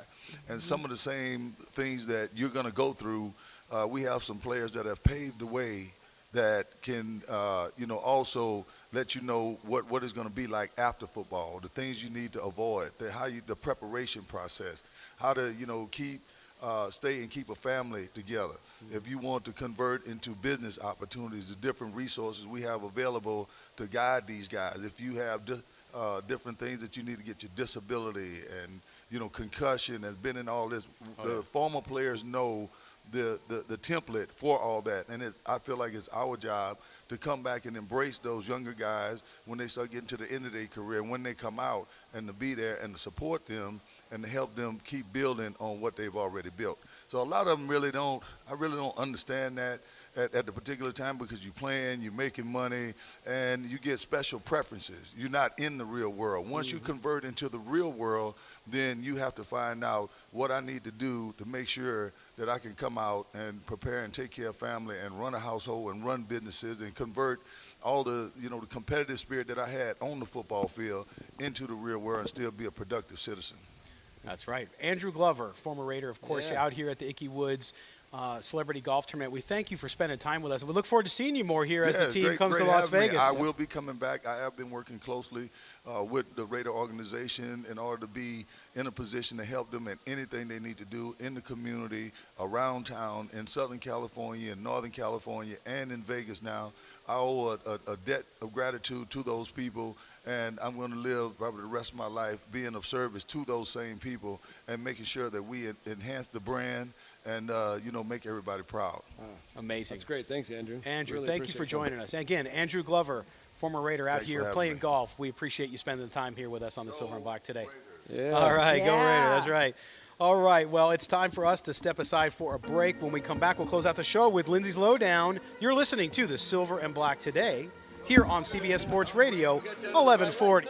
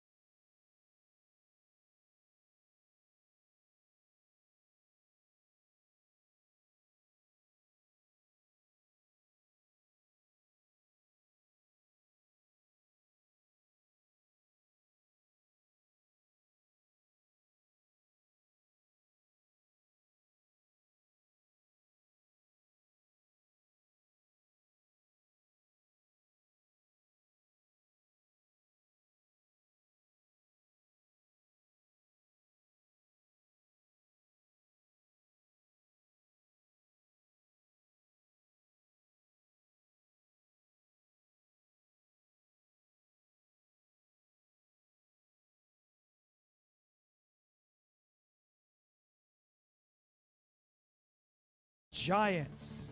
Today at noon on CBS Sports Radio 1140. You found the most in-depth coverage of the Silver and Black. This is Silver and Black Today, live on CBS Sports Radio 1140. Here's your host, Scott Gobranson. All right, welcome back to the Silver and Black Today on CBS Sports Radio 1140. Live from Valley High Golf Club, the site of the Ickey Woods Celebrity Golf Tournament to raise money for the Javante Woods Childhood Asthma Foundation. And as we appreciate Andrew Glover coming on, and of course, we have another Raider on, and that is our good friend we see all over Las Vegas, right, Roy? Yes. Roy Hart, yes. number 61. Yes. Is back with us. And Roy, thanks for joining us. Are you swinging the sticks out there? Well, unfortunately, I'm unable to swing the sticks, of course, due to a few little health issues. But Okay. but I am here mingling and being a part and bringing my environment and my enthusiasm to the Ickey Woods Golf Tournament, and definitely for his foundation of what he's got going on with asthma and being able to give back. Now, Roy, you're all over Las Vegas. Of course, the Raiders, Chaz mentioned it when we were talking to Andrew Glover. The Raiders, for 2 years, 2 years before they even moving here, have been so involved in the community, and we see you out at almost all of them. Talk about how well received the Raiders Foundation, and all the work you're doing has been here in the Las Vegas community. It has been large. As a 25-year local, knowing the Valley as I do, and going to some of the Racer Booster Club events throughout, the Raiders are loved so much. And with them coming to the Valley and coming in so strong, military, the Children's Hospital, high schools, middle schools, you really name it. You know, the veterans' homes, you name it. The Raiders have stepped in, either volunteer time, volunteer resources to let the Las Vegas Valley know that they're here and they're coming, and it's going to be an exciting time when they get here. Yep. No, it's down. And obviously this tournament out here of so many former Raiders, other players. I saw Jay Schrader out there. I saw who else did we see? Fernandez. Oh, Mervin Fernandez. Swervin Mervin was out there. Ron Brown is out there Ron on the Brown course is out also, there. former Yes. Raider, yes. Dougie Williams. All these guys come out. And that's the thing, too. And Andrew mentioned it as something that was very important to him, and that is, you play in the NFL. You guys work your entire lives to get there. You eventually get there, and then it ends, right? Yes. And you but you want to do something. You want to help out those that helped you. And talk about for you how meaningful that is as an individual to take who you were as an athlete, and as you age, as you go through life, you're still there helping people, giving back to those that gave to you. The platform allows you to be able to do that. And when you continue to just be involved and stay involved, it's easy just to walk up and say, look, this is who I am, this is how I feel. And, of course, starting out in South Georgia as I did, and being amongst some of the incredible peers as NFL football players, it is a fraternity. It's what we did, it's what we love, and it's what we continue to be able to use to be able to give back to the young youth, and of course the Valley itself. In any city you're in, we have foundations in almost every one of them now. And I'm just so thrilled to be a 25-year local. Yeah. Yes. And when I got news that the Raiders was coming to Las Vegas, my home is 6 miles from the stadium. I know, you're like, yes. How more incredible could that be, right? Yeah. And then for those guys also, I only played 1 year for the Raiders. Yeah. But once a Raider, always That's a right. Raider. Yes. You know, and they've gotten me involved, and it just makes me feel even more special to be involved with the Las Vegas Valley and the Las Vegas Raiders. Yes. Were you able to go to training camp this year? Oh, my. You know, for the last 5 years or so, Mr. Davis has invited the former football players up. I don't call us ex-players. No, former. Because we're all former players. That's right. We're still a Raider. We're still a football player. We're just not active anymore. So he invited us up to summer camp, put us up for a few days, take us out to different wineries, just wine and diners, and really, give us so many incredible little trinkets just of memory, and that it makes you feel even more special. Yeah. This past late July, we must have had over 100 former Raiders wow. up at this event. Yeah. And just to mingle back with the fraternity. You know, I can tell you, people say always, well, what do you miss from the game? The camaraderie. The family. Yes, the team. The smell of the locker room. Yep. The roar of the crowd. Those things are tough to duplicate in everyday society. And that's great that Mark keeps it family, keeps everybody together, keeps everybody coming back. Yes, and I'm talking about, man, we did a huddle break. Mr. Gruden got us all together. We did a huddle break. Yeah. Bring the chills back. Yeah. Yeah. Now, what are your thoughts about the team? You got to see a little bit of training camp. I did get to see a little bit of training camp. They look, you know, they're coming together. I think they are together. I'm looking for us to have a wonderful season this season. I'm looking for at least I'm going to say 10-6. Yeah. 11-5 record. Finally. 11-5 record this year. Yes. You know, I've looked and noticed the team. The defense is very fast, very tenacious. Yep. You know, so those are the things that you look for. Our offensive line is big and powerful and strong. So you definitely want to take notice there and run the football, protect Mr. Carr, and let it fly. Yeah, we're as going to Mr. surprise Davis people. used to say. We're going to surprise some people. I'm with you. Yes. Of course, our division is packed now. Yeah. We had two teams that make the playoffs last year. Of course, the Kansas City Chiefs and the San Diego Chargers. Yep. So we already know that we have our work cut out for us. Yeah, big time. Yeah. But the Raiders, we're ready. Well, and we're not going to ask you to pass judgment on anybody here, but the events of the last few days, being a Raider, you said once a Raider, always a Raider. And every Raider I've ever talked to, including those guys like you who played 1 year or 2 years, you know, a limited time in their career, they all have such an affiliation to the organization and feel so good about having been a Raider. When you see others who don't have that, is it surprising to all of you to see somebody who might not want to be in that organization? You know, when you're playing, I get sometimes contracts, things like that change your perspective. But being a Raider and having that badge of honor when you walk around every day, is it hard to understand people who don't want to be a part of it? In a sense it is. But then, you know, everybody's individuals. They're going to make their own decisions and go their own way. Everybody can't be a Raider. And that's the thing about it. Good point. You know, so I'm just look back on my career and being able to be chosen by Mr. Davis. And if you know the Raider story, the Raider history, and having Mr. Davis come up and say, I feel as though you're a quality enough athlete and person on top of that come into my organization to help us and make us shine and be better was absolutely special to me. Yep. So everybody can't be a Raider, is what I tell you. Yeah, absolutely. Well said. Roy Hart, want to thank you for joining us. Oh, you look great, man. Yeah.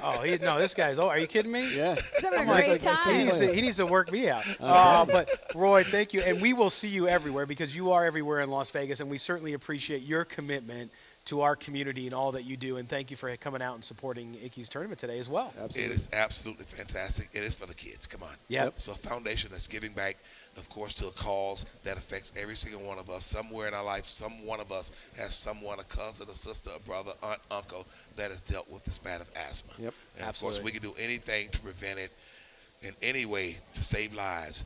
That's what we're here for. And, of course, you know, sorry for Mr. Woods, but he's carrying his son's legacy on and going to make a difference. And that's truly what counts. Absolutely. What a way to make sure the memory of his son lives on forever. That is fantastic. Roy Hart, thanks for joining us. Thanks, Lindsay, Roy. Chaz, we're already out of time. Can you believe this? We didn't get to Lindsay's lowdown. I'm disappointed, but you know what? We have 3 hours tomorrow. That's right. We got 3 hours tomorrow, Woo-woo. so we'll talk about it.